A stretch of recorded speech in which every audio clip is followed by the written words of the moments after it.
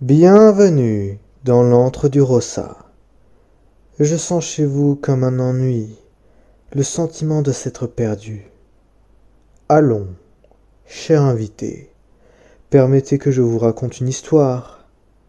Ma foi, il ne s'agit pas d'une histoire très joyeuse. Mais enfin, l'heure est venue d'ouvrir le livre d'Obsidienne.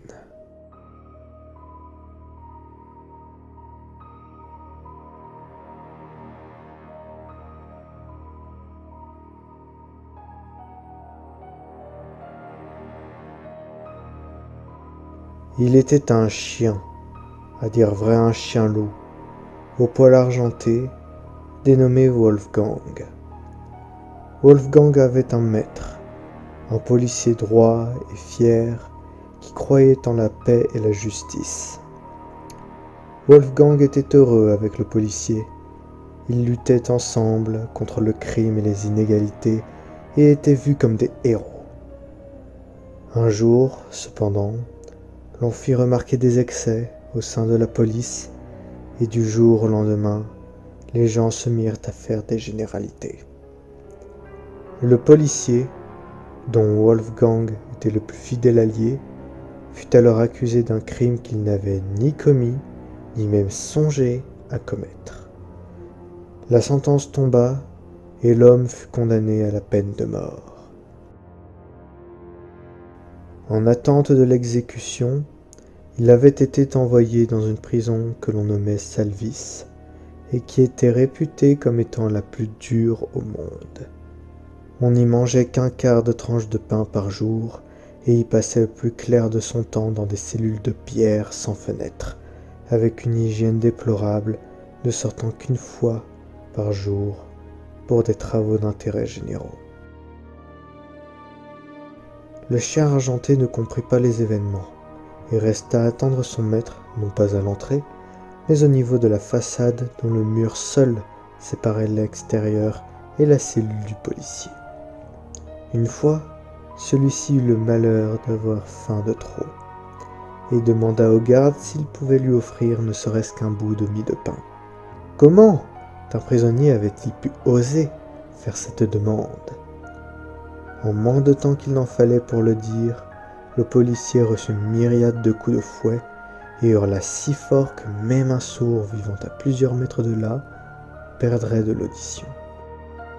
Wolfgang fut animé d'un instinct protecteur et aboya de toutes ses forces en direction de son maître, alors même qu'il ne pouvait le voir. Des gardes vinrent pour l'éloigner, mais le chien en mordit un avec assez de force pour lui arracher le bras.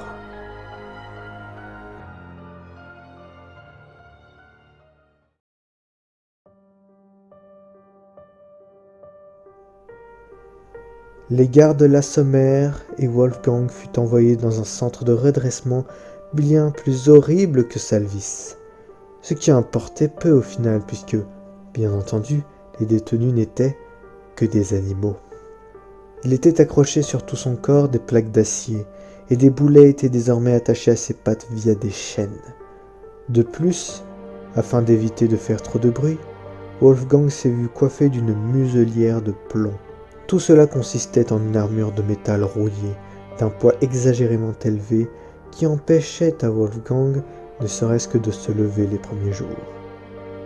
Sa vie était désormais rythmée au son d'une cloche qui indiquait les heures de repas, heures durant lesquelles on faisait couler une substance étrange et à peine comestible à travers un interstice de la muselière de Wolfgang.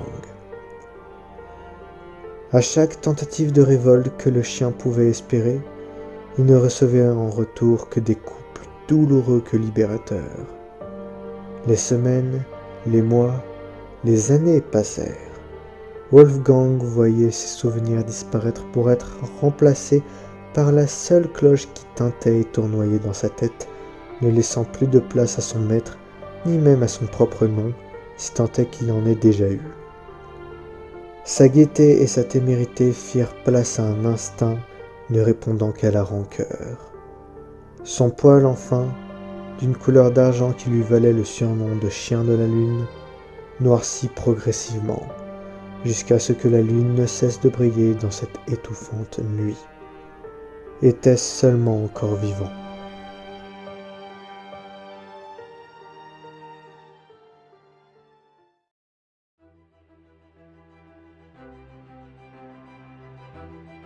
Après que les gardes furent enfin lassés de son caractère trop gentillet, le policier vit le jour fatidique arriver. Sur la dernière route, il lança un dernier appel à l'aide. Contre toute attente, la lune brillait encore d'un faible éclat et Wolfgang se réveilla. Il voulait aboyer, du plus fort possible, afin de faire trembler les remparts de sorte à ce qu'ils s'écroulent, mais personne ne l'entendit. Wolfgang constata alors qu'il n'était plus seul. Un être, de tristesse, noir comme la nuit, partageait sa cellule, enchaîné à des boulets, la gueule enfermée dans une muselière de plomb, le regard noir, curieux, trop curieux.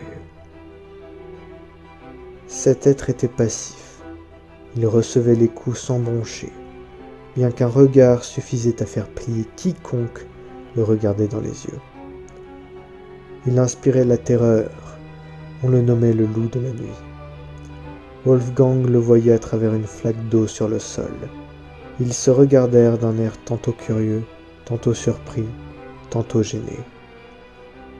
Un garde passa, le loup lui jeta un regard glaçant qui le força à libérer les deux animaux.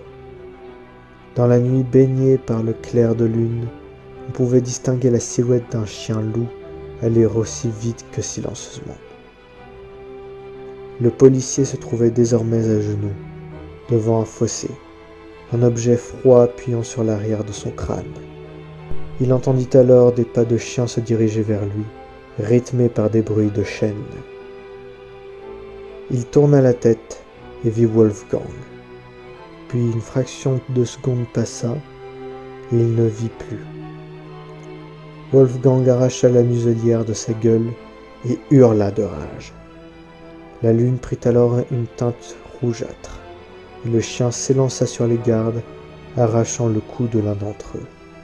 Un autre lui tira en pleine tête, et alors que Wolfgang rejoignait son maître dans le fossé, les gardes assistèrent impuissants au loup de la nuit, disparaissant avec la lune dans un regard satisfait. Depuis ce jour, le loup de la nuit hante Salvis, ainsi que chaque prisonnier coupable. Et si l'un d'entre eux s'avisait de sortir d'une quelconque manière, alors il verrait une lune rouge, puis retomberait dans la longue et froide nuit.